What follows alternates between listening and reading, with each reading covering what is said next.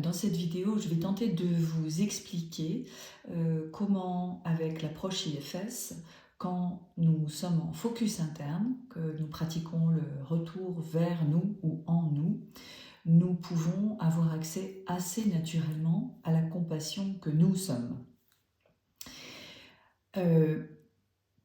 Avec l'approche IFS, nous nous intéressons à comprendre de l'intérieur ce qui se passe à l'intérieur de nous et non pas d'en parler à l'extérieur et de faire des suppositions, des spéculations. C'est en effet un raccourci, un chemin beaucoup plus direct qui sera donc plus efficace parce que porteur de vérité, pas construit, pas biaisé par les interprétations de la personne ou de son thérapeute. Et c'est aussi ce qui va provoquer le plus de soulagement ou en tout cas de transformation intérieure pour la personne.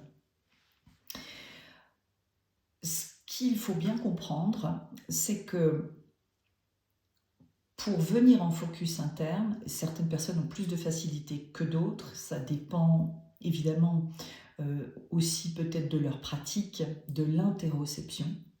Et c'est le concept que je vais introduire dans cette vidéo. C'est-à-dire que la première étape pour le focus interne, c'est l'interoception. Qu'est-ce que c'est? C'est la perception des signaux physiologiques internes. Donc ça nous demande souvent de fermer les yeux, d'être attentif et d'observer tout ce qui se passe à l'intérieur. Donc nous allons observer et ressentir, j'insiste sur le mot ressentir, notre rythme cardiaque. Nous allons observer et ressentir l'air qui entre dans nos poumons et qui ressort par notre nez, par notre bouche. Nous allons observer des fourmillements dans une jambe. Nous allons observer et ressentir des raideurs dans les épaules.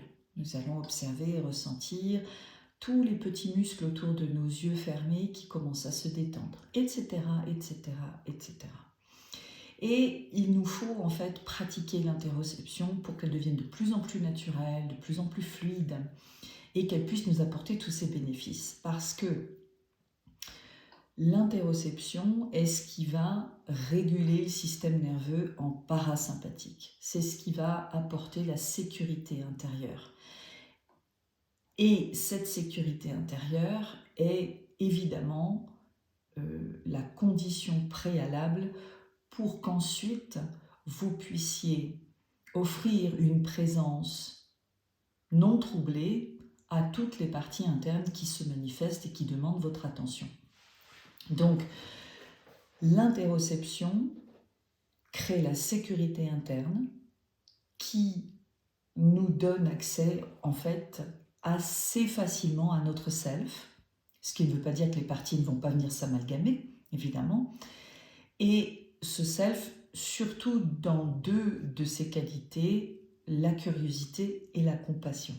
Ainsi, on voit que la curiosité et la compassion ne sont pas des caractéristiques de personnalité, des qualités, ce ne sont pas des choses apprises, ça n'est pas moral, la compassion, c'est notre nature profonde, mais pour y avoir accès, il nous faut avoir accès à un certain degré de sécurité interne.